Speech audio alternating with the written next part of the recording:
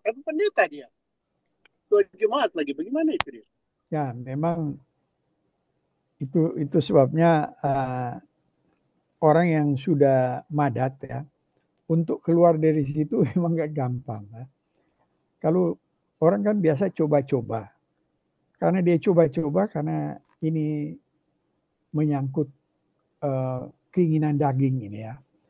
Kalau dicoba-coba terus jadi satu habit. Nah kalau sudah jadi satu habit susah keluar.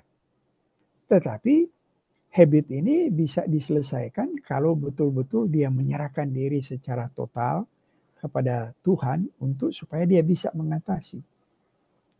Karena untuk dengan kekuatan sendiri lain kali susah kalau sudah bertahun-tahun. Nah itu sebabnya pernah kita ceritakan teman kita itu ya. Selama kita bergaul dengan dia, kita bilang kakak beradik ini ya, padahal sudah berhenti aja merokok, kan ini merusak kesehatan. Oh iya kita tahu sekali ini. Tetapi waduh bayangkan kita sudah dari SMP, sudah umur sekian, udah puluhan tahun kita terbiasa. Mau lepas, kita mengerti sekali ini mau melepaskan. Tapi susahnya bukan main. Tahu-tahu satu waktu perjumpaan kita di kemudian hari, loh sudah berhenti. Kenapa kok bisa berhenti? Ya, ternyata sudah kena cancer. Karena sudah ada pukulan seperti itu, baru yang tua ini berhenti. Ketakutan yang adik, langsung berhenti juga.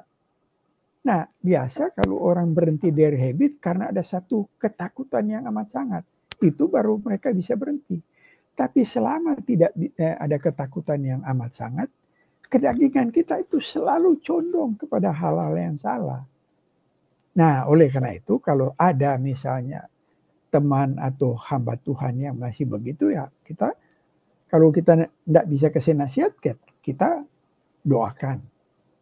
Karena itu nggak gampang ya untuk karena kayak teman kita itu nanti dia kena cancer baru dia lepas. Kalau kita mesti bersyukur karena waktu dulu kita merokok, aduh sampai coklat hitam tuh jari. Tapi di Amerika kan nggak ada rokok kretek atau itu. Jadi ketemu dengan Abe robot, dia kasih rokok rupanya tahunan dia kasih. Waduh, terus di situ gara-gara itu tak berhenti by accident. Tapi itu Ben lain kali ya tanpa sadar tidak ada sesuatu yang kebetulan di hadapan betul. Tuhan. Makanya kita bilang kita bersyukur lah. Ya. Betul. Itu sebabnya sampai umur 79 masih sehat bugar tanpa penyakit kan luar biasa. Itu perlu bersyukur. Tapi kadang-kadang apa yang tadi berperang antara itu normal Ben. ya. Kalau berperang antara kedagingan dengan roh itu berarti itu orang percaya. Kalau tidak ada peperangan itu orang yang tidak percaya. Ya betul. Ya kan? Karena dia masih di bawah kuasa dosa. Tidak ada campur tangan dari Roh Kudus sehingga tidak ada semacam itu ada orang kan Paul juga pernah dengar itu ada semacam seperti sumo ya. Tarik menarik, dorong mendorong. Nah, itulah pekerjaan kedagingan dengan roh yang ada di dalam diri kita. Merokok. Kita bingung juga mereka nggak bisa berhenti dari rokok. Oh, enggak gampang loh, enggak gampang itu. Kita kasih contoh aja Lucky ya. Lucky kan dulu, waduh, kalau mau makan boleh dikata paling jago.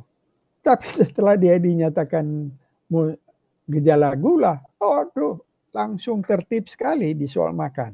Nah itu karena ada kejadian baru bisa tertib. Coba enggak, aduh, bisa loss. Jadi nggak gampang itu. Kita mudah untuk bicara, tapi untuk itu suatu yang nggak gampang ya. Oke. Ya. Kalau istilah dulu apa di peta itu di pokok. Iya. Nah, jadi kita sudah mengerti sekarang ya, yang mana kita ini pada waktu percaya bebas dari dua ya. Bebas dari pelanggaran dosa sehingga kita tidak dihukum menjadi hukuman kekal karena darah Kristus dan sudah dipikulkan di atas kayu salib. Kemudian yang kedua, kita keluar dari kungkungan dosa, hamba dosa menjadi hamba Allah. Itu dua kan luar biasa, kita sudah nikmati sekarang. Tetapi yang pergumulan kita sekarang adalah bagaimana kita mengatasi kedagingan kita. Nah, ini yang perlu kita pikirkan ke depan. Tapi inilah yang Paul Washer bilang ya. Di dalam diri kita ada brokenness karena kedagingan kita masih suka jatuh dalam dosa. Keinginan tarik-menarik antara mau melakukan hal-hal yang tidak diperkenan oleh Allah. Di satu sisi kita bersyukur dengan gembira karena Kristus telah menjadikan kita dibenarkan. Karena Kristus telah memikul dosa dan menghindarkan kita dari hukuman kekal dan memperoleh hidup yang kekal. Nah, jadi kalau kita ada kebiasaan-kebiasaan ya, namanya kita manusia kan pasti daging. Kalau dulu kita sering berbuat yang tidak berkenan kepada Tuhan, tapi sekarang sudah tidak, berarti bersyukur ya, bersyukur kali. Ya. Dan nggak melakukan yang tidak berkenan kepada Tuhan. Ya, betul. Ya, misalnya seperti merokok dan banyak lain lagi ya, bukan cuma itu lah. Mau Ya. tetap ada yang ada yang nggak benar lah. Nobody perfect. Ya. Nah, jadi kita sudah tahu yang mana kita ini masih bergumul karena kedagingan kita. Ya, itu the flesh. Dan ayat-ayat banyak sekali untuk bagaimana kita memerangi kedagingan kita dan bergantung kepada roh yang ada di dalam diri kita. Nah, itu yang ketiga. Yang keempat sekarang. Akibat dari masih adanya kedagingan kita, akhirnya ada yang keempat yang dinamakan actual sin, ya, atau the activity of sin, ya, atau perbuatan dosa. Karena ada kedagingan, kita masih bisa jatuh di dalam perbuatan dosa. Nah, perbuatan dosa ini ada dua hal. Ya. Yang pertama itu sin of commission. Sin of commission itu perbuatan ya. Jadi dosa karena perbuatan. Baru sin of omission. Apa tuh sin of omission? Dosa karena kelalaian. Kelalaian berbuat. Jadi kita tahu kan tadi ada di Yakobus 4 ayat 17 ya. Jadi jika seorang tahu bagaimana ia harus berbuat baik, tetapi ia tidak melakukannya, ia berdosa. Nah, itu tidak melakukan itu omission. Kalau bahasa Inggris itu kelalaian ya. Jadi bayangkan ya, actual sin, apa yang dilakukan dosa itu ada dua macam. Yang satu perbuatan dosa, yang satu kelalaian untuk berbuat baik. Jadi itu dosa ya, di Roma 14 ayat 17. Sin of omission itu atau dosa karena kelalaian ada di Matius 25 ayat 41. Kita baca ya, Matius 25 41 sampai 46 ya. Coba perhatikan baik-baik ini ya. Karena di sini dia penghakiman terakhir ya, antara domba dan kambing. Ini kambing yang kita baca ya. Dan ya Tuhan Yesus akan berkata juga kepada mereka yang di sebelah kirinya, itu kambing kan. Enyalah dari hadapanku, hai kamu orang-orang terkutuk. Enyalah ke dalam api yang kekal yang telah sedia untuk iblis dan malaikatnya. Ini mengerikan ini. Sebab ketika aku lapar, kamu tidak memberi aku makan. Lihat ya. Tuhan Yesus bilang ketika lapar, kamu tidak memberi. Berarti lalai kan ini. Ya, tidak Di sini tidak bilang kamu pembunuh, kamu pencuri. Enggak loh. Ini karena tidak melakukan. Sebab ketika aku lapar, kamu tidak memberi aku makan. Ketika aku haus, kamu tidak memberi aku minum. Ketika aku seorang asing, kamu tidak memberi aku tumpangan.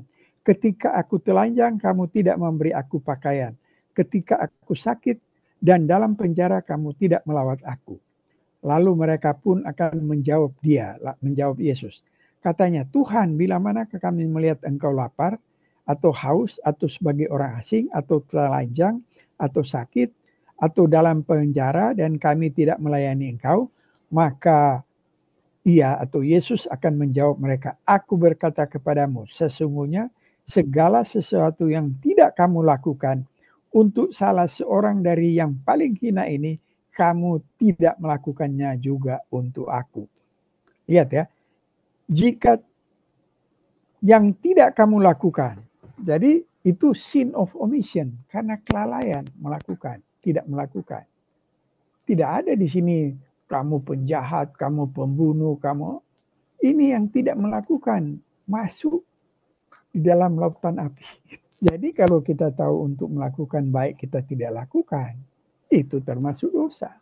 Activity of sin atau kegiatan dosa ini ada dua macam. Dosa karena perbuatan, dosa karena kelalaian. Dosa perbuatan juga ini terdiri dari dua loh. Karena begini, orang barangkali orang sudah bisa menghindari, tidak mencuri, tidak menipu, tidak berbohong, tidak ini. Itu kan perbuatan. Tapi bagaimana dengan dosa pikiran? Dosa pikiran, imajinasi kita melayang-layang yang enggak-enggak kan itu susah di. Misalnya ada mengatakan 7 deadly sin, 7 dosa maut ya. Kesombongan. Kesombongan lain kali orang enggak sadar tahu-tahu orang sudah jadi sombong. Ini kan susah diatasi. Hanya kita mendekatkan diri terus-menerus kepada Tuhan baru bisa. Keserakahan. Envy atau iri hati. Iri hati timbul tiba-tiba loh. Kita tidak bisa tahu dari mana tiba-tiba timbul. Kemalasan. Kemalasan dalam arti bukan kemalasan. Lain kali orang rajin sekali kerja untuk cari uang. Tapi malas untuk firman Tuhan. Itu dinyatakan 7 dosa maut. Baru kerakusan. Ya. Nah ini lust ini yang terlibat kepada seksual apa semua senang hal-hal yang seksual itu lust. Ya. Anger, marah. Siapa yang dari kita nggak pernah marah kan? Lain kali tidak bisa teratasi itu kemarahan itu. Nah itulah 7 deadly sin itu. Nah itu susah diatasi. Harus selalu bergantung. Kalau misalnya karena perbuatan kita bisa menghindar, nggak mencuri lagi, nggak menipu, nggak itu. Semua agama bisa melakukan. Orang yang nggak percaya pun di Amerika sini banyak melakukan hal-hal yang baik. Tapi dosa orang Kristen ini, kalau kita mengerti, sehingga kita tahu dengan 4 macam dosa ini ya,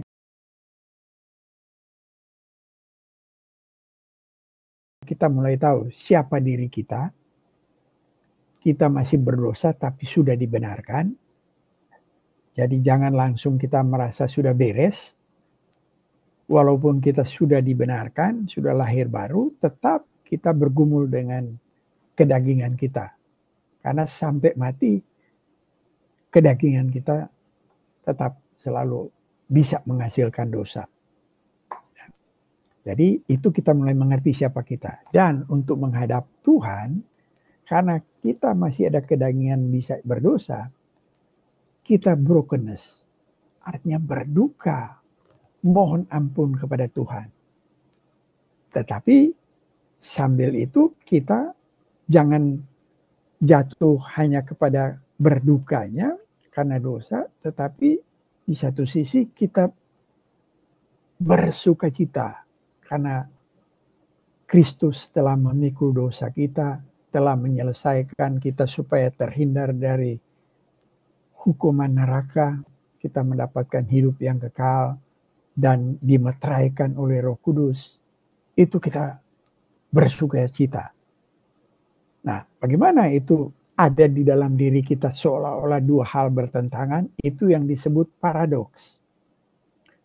Satu sisi kita brokenness, berduka cita karena dosa kita, ketubuh dosa kita, tetapi di satu sisi kita joyful, bersuka cita karena kita sudah dibebaskan oleh Kristus, baik pelanggaran dosa kita maupun kuasa dosa yang kita sendiri tidak bisa bebas dari itu, tetapi sekarang Tuhan Yesus telah bebaskan, masuk ke dalam terangnya yang ajaib.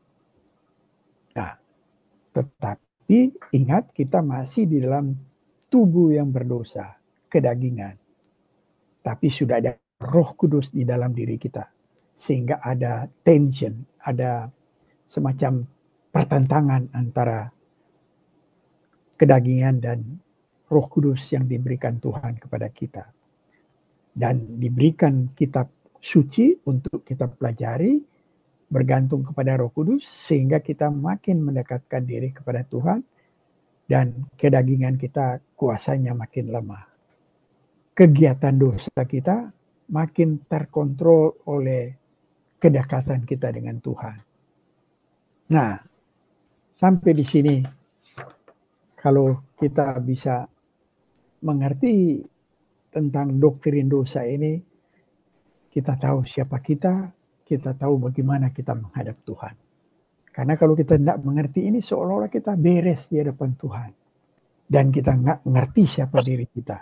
Nah, itu sebabnya John Calvin mengatakan, hikmat tertinggi adalah mengenal Tuhan dan mengenal diri. Berdoa dan bekerja. Ya. Jadi sambil bekerja dan berdoa ya. Ya. Semua kita ora et labora. Di sini ada aturan. Tadi Roni tekankan ketika aku lapar, kamu tidak kasih makan. Itu kan Tuhan tidak mungkin lapar. Ya. Maksudnya mungkin ditujukan kepada orang-orang yang lapar. Nah, di California ini ada aturan. Kalau kita tidak boleh memberikan uang atau makanan atau apa aja ketika ada di lampu merah misalnya. Di sini kan ada juga yang minta. Nah, kalau kita kasih, kalau ada polisi di belakang kita, kita kena warning. Kalau cuma warning sih enak. Ya kalau kena tiket kan repot. Nah, kita pernah tanya ke polisi, kenapa dia lapar? Dia bilang, oh no, dia bukan lapar. Dorang sebetulnya ada tampungan, ada tempat, tapi dorang lari. Nah, kalau ini dia minta makanan, masa kita nggak boleh? Dia bilang, no, nggak bisa.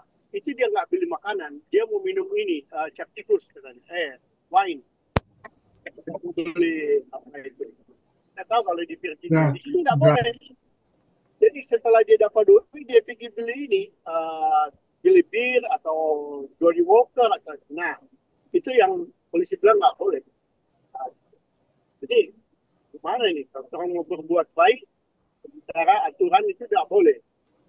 Ini ya buat safety atau apa itu? Gimana tapi memang betul itu, Paul. Karena kenapa? Karena di California itu banyak sekali dana disiapkan untuk orang-orang semacam itu.